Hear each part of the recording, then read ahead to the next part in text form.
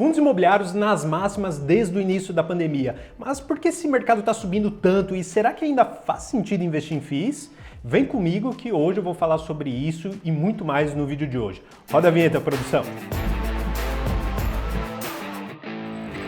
Fala galera, Marcos Gonçalves aqui de volta ao canal hoje para falar sobre as altas dos fundos imobiliários no último mês, em agosto, e todos os cuidados aí que o investidor tem que ter daqui para frente.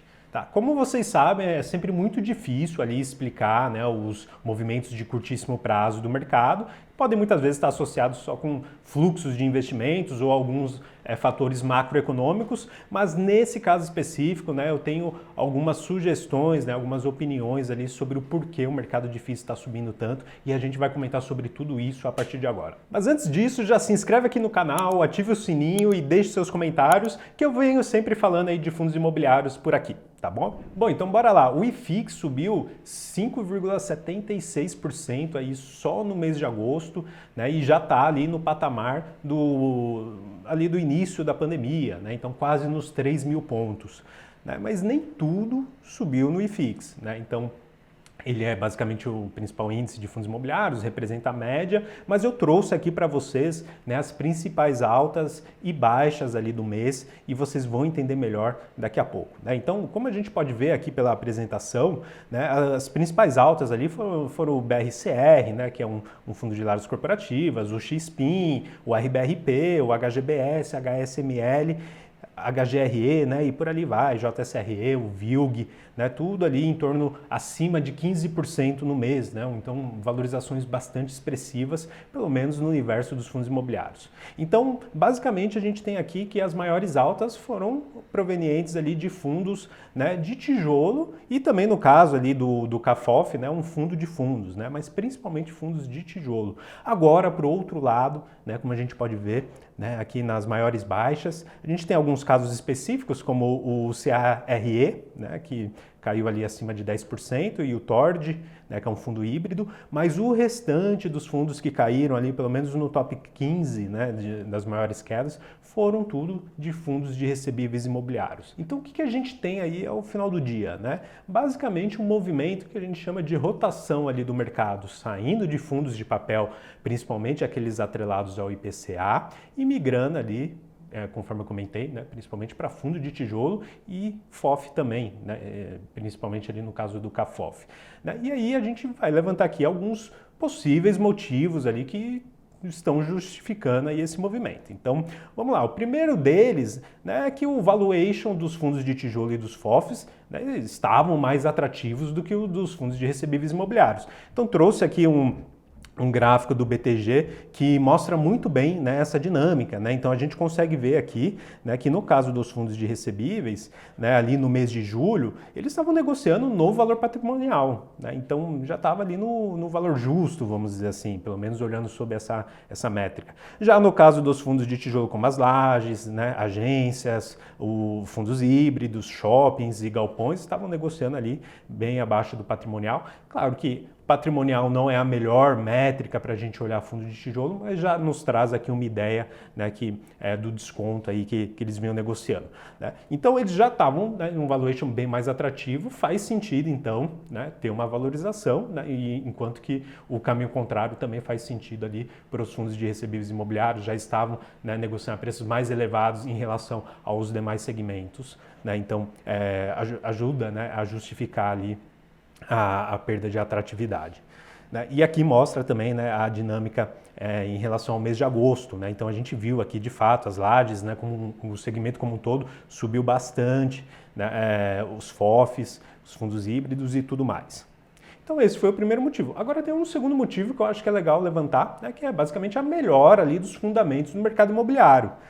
A gente já caminhando ali para o final da pandemia, e os shopping centers, por exemplo, estão ali reportando um grande aumento do fluxo de pessoas, tudo voltando ao normal ali, e uma grande melhora ali nos indicadores operacionais, todos os indicadores relevantes, como vendas, NOI por metro quadrado e por ali vai. Então mostra assim que está tendo sim uma melhora expressiva dos resultados dos fundos de shoppings. O mesmo também vale para as lajes corporativas, apesar que não na mesma, né, intensidade. Mas sim, a gente está vendo ali um movimento, né, olhando os dados trimestrais, né, das principais regiões de São Paulo, pelo menos, né, que as empresas estão voltando sim aos escritórios, né, cada vez mais movimentados ali nas principais regiões. Então está tendo sim um aumento ali da demanda por lajes corporativas, ainda que mais gradual.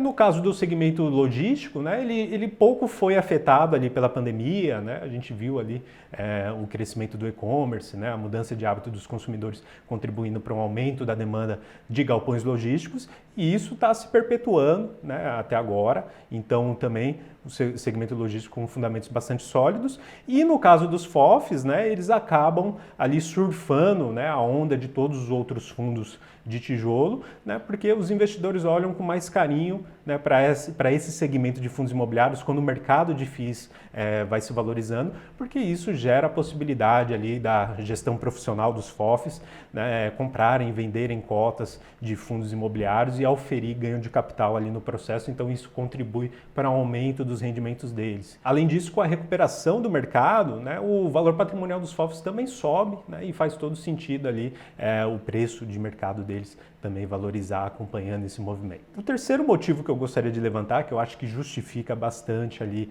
essas valorizações dos últimos tempos, é ali a expectativa, né, que o mercado tem do encerramento do ciclo de alta da Selic. Então, como estou mostrando aqui, né, matéria do valor, basicamente, né, o Copom comunicou ali, né, na decisão, né, de aumento, do último aumento da taxa de juros e também na ata, né, publicada em seguida, que, ao que tudo indica, a gente está caminhando ali para o final do ciclo de alta da Selic. Eventualmente, a gente pode até ter uma alta adicional na próxima reunião, mas a tendência é que a Selic, de fato, ali se estabilize, né, num patamar muito próximo do atual, e isso traz maior previsibilidade para o mercado, né? Afinal de contas, né, uma vez que a Selic, né, se estabiliza no ciclo de alta, o mercado vai começar a precificar, né, que dali para frente vai ter de novo um ciclo de baixa de Selic, e isso faz preço sim em fundos imobiliários, então pode ser o mercado se antecipando aí a uma eventual queda. Um outro ponto que eu diria que é até mais importante do que a expectativa de encerramento do ciclo de alta da Selic foi o fechamento da curva de juros futuro, né? Então eu trouxe aqui, por exemplo, o caso do Tesouro IPCA+ 2035, que é basicamente o título de referência que a gente utiliza para precificar ali fundos de tijolo, né? A gente teve uma queda importante da taxa desse título, né? Então chegou a negociar ali em torno de 6,25, né, em meados de julho, final de julho, por ali, né, e atualmente ali já está abaixo de 5,9%, né, então uma queda bastante expressiva. Isso sim, né, muda o valuation dos fundos imobiliários. Então eu acredito muito que essa queda também explica aí esse movimento que a gente está acompanhando. E por fim, né, um outro destaque que eu queria trazer aqui é a deflação do IPCA. Né? A gente viu ali que o IPCA de julho fechou em uma queda de 0,68%, né? Uma deflação que há muito tempo a gente não via, e com isso o mercado pode entender assim que a tendência agora é de uma inflação, né, mais baixa. A gente vai comentar mais sobre esse detalhe da deflação mais para o finalzinho do vídeo, mas enfim, é algo que a gente deve considerar também. E aí, dado todos esses elementos que eu comentei aqui, né, que podem justificar a alta do mercado de FIIs e essa valorização expressiva, né, que a gente viu aí nos principais fundos de tijolo do mercado, fica a pergunta ali de todos os investidores, e acredito que a sua também. E aí, Marx? Ainda vale a pena investir em FIIs? Então, antes de responder essa pergunta, comenta aqui embaixo se você está ganhando dinheiro ou não ali com fundos imobiliários nesses últimos tempos. Para responder essa pergunta, eu peguei novamente ali aquele gráfico que eu apresentei no início do vídeo, né, que mostra ali o nível de valuation, pelo menos sob a ótica do múltiplo PVP, entre os principais segmentos aí de fundos imobiliários. Então, retomando aqui, a gente tem que, mesmo após as altas, né, ainda tem descontos na média, né, em lajes corporativas, principalmente, agências aqui, né, eu destaque o BBPO, né, e FOFs e um pouco em híbridos, né? O restante já está muito próximo do valor patrimonial, mas lembrando, né, o valor patrimonial tem as suas peculiaridades, né? É uma informação passada, a depender das perspectivas para o fundo, né, e do contexto que ele está inserido, a gente pode ter uma reavaliação patrimonial para cima, né, olhando o próximo ano. Bom, e diante de tudo isso, é possível sim concluir que ainda existem oportunidades no mercado, apesar que não na mesma intensidade que a gente via, né, em meses anteriores. Tá? Mas aí a dúvida que fica é, e aí, Marx, agora é a hora, né, de acelerar os aportes para não ficar de fora, né, dessa valorização, ou é melhor ser mais cauteloso, né, esperar um pouco, né, para fazer novos aportes? A verdade é que é uma resposta, né, muito difícil de lidar, pelo menos de forma objetiva, porque ninguém sabe exatamente o que vai acontecer no futuro. O mercado difícil pode continuar valorizando aí nos próximos meses, mas também pode ter grandes desvalorizações, né, uma correção depois dessas altas bastante expressivas, né? E aí aqui eu trouxe inclusive alguns riscos, né, para a gente ter no radar, né, nesse momento, né, de euforia ali de mercado, né? Então trazer a gente um pouco para a realidade. Então é importante comentar que o cenário internacional ainda está bastante desafiador, né? Então um risco inflacionário nas economias maduras, né, que vai fazer com que os bancos centrais dessas economias, né, elevem ali o nível de taxa de juros. Isso impacta também mercados emergentes, como o nosso caso, né? Afinal de contas o Brasil não é uma ilha no mundo, né? E isso adiciona volatilidade nos mercados, né? Ainda tem a questão da volatilidade eleitoral, que a gente sabe bem, né, como é que é. A gente tem também grandes incertezas fiscais, então a gente não sabe qual que vai ser, né, o regime fiscal a ser adotado ali para a próxima presidência, né? Se a gente vai continuar com o teto de gastos, ou em que condições, ou vai ter alguma ruptura, né, nessa questão fiscal. E isso também é muito importante, talvez um dos elementos mais importantes ali para a gente tomar a decisão, né, de investimento em ativos de risco. Afinal de contas, a depender, né, da nossa responsabilidade fiscal, né, num próximo mandato, seja qual candidato for, a gente pode ver de novo aquelas taxas do Tesouro IPCA mais 2035 voltando para patamares de 6,5%, 7%, 7,5% ao ano, e certamente isso vai afetar os fundos imobiliários como quaisquer outros ativos de risco. Então tem essa incerteza, né, associada ali com o cenário eleitoral, e sem falar que o que a gente tem visto, né, de dados ali relacionados à atividade econômica nos últimos tempos é de uma atividade bastante aquecida. Então, indicadores de atividade surpreendendo para cima, serviços, né, que é muito associado ali ao aquecimento da economia, né, surpreendendo para cima. E além disso, lembra daquela deflação que eu comentei referente ao mês de julho e que pode, né, eventualmente se repetir no mês de agosto? Então, ela foi ocasionada por um fator bastante específico, né? Então, essa deflação ocorreu de maneira artificial por conta da redução do ICMS, né, sobre os preços de combustíveis e também de energia elétrica. Então, esse efeito é passageiro, né, e após isso a gente ainda tem um cenário assim, de uma inflação bastante disseminada e resiliente na nossa economia. Quando a gente olha os núcleos do IPCA, que é aquelas medidas que mostram, né, realmente a tendência inflacionária, que tiram aqueles itens mais voláteis para capturar o principal ali da inflação que o Banco Central busca combater, esses núcleos ainda estão bastante elevados, né? Então,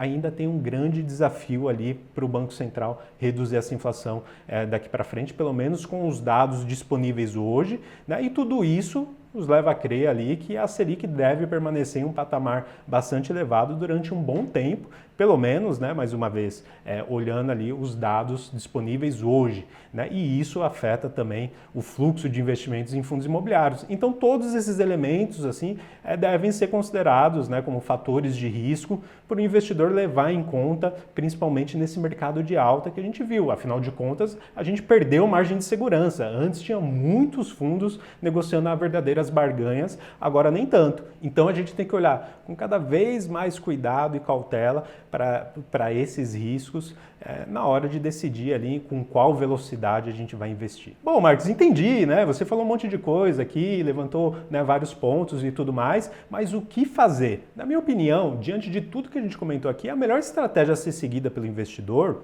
né, tendo consciência, né, de todos esses elementos, é seguir ali com a manutenção dos seus aportes, de preferência, né, periódicos ali. Então, não queimar todo o caixa hoje, eventualmente, se já estiver posicionado num fundo imobiliário que, no seu entendimento, já está negociando a preços muito elevados, né, faz até sentido realizar uma venda, né, para fazer caixa para futuras oportunidades, mas não deixar de se posicionar hoje. Os riscos comentados podem não se materializar e aí a gente pode ter uma redução da Selic antes do previsto, né? E aí o preço dos fundos imobiliários lá na frente serão outros, eles estarão mais caros ainda do que hoje, e aí se você não aproveitar a oportunidade, ficar de fora também não é a melhor decisão. Então, o melhor caminho, no meu entendimento, é dividir os seus aportes, né, seguindo a sua estratégia, mas com muita paciência e disciplina, né, sem querer entrar no oba-oba de grandes valorizações do mercado, né, e não queimar seu caixa cedo demais. Tá? E por fim, eu acho que vale a pena comentar que hoje, né, dado a menor margem de segurança que a gente tem tendo em vista essas valorizações, né, é um cenário assim que exige uma maior cautela na seleção de fundos imobiliários ali por parte do investidor, né, para integrar a sua carteira. Então, né, o resumo da ópera é: faz sentido sim ainda investir em fundos imobiliários, mas sendo muito mais cauteloso, né, cuidadoso ali na seleção dos ativos para colocar na carteira. O ideal seria fazer aportes periódicos, né, para você não queimar o seu caixa cedo demais e perder oportunidades futuras, mas também não ficar de fora ali do mercado, né, porque eventualmente ele pode continuar subindo e aí você deixou de aproveitar um bom preço de entrada também. Tá? Então é isso, tem sim oportunidade, né, e em todos os segmentos, né? Inclusive aqueles fundos de papel que já estavam negociando a preços mais elevados ou próximos do justo, né, e que estão caíram em agosto e podem cair mais por conta dos efeitos da deflação, né, na distribuição desses fundos, principalmente aqueles fundos de papel atrelados ao IPCA, podem também gerar boas oportunidades de aportes aí nos próximos meses, então vale a pena também ficar de olho nesses fundos. Mas também tem aqueles fundos de papel, né, que são atrelados ao CDI. E mais uma vez, né, a Selic continua alta e deve permanecer, né, num patamar elevado durante um bom tempo. Inclusive, eu comentei sobre isso em um vídeo passado, então vale a pena conferir aqui no final desse vídeo. A gente vai deixar o link na descrição. E não deixe de comentar aqui embaixo, né, qualquer dúvida que você tenha relacionada a fundos imobiliários ou então algum fundo que seja do seu interesse, que a gente possa avaliar aqui em um futuro próximo, que eu sempre estou de olho e também respondo os comentários, tá bom? Então, um abraço aí e até a próxima. Tchau, tchau.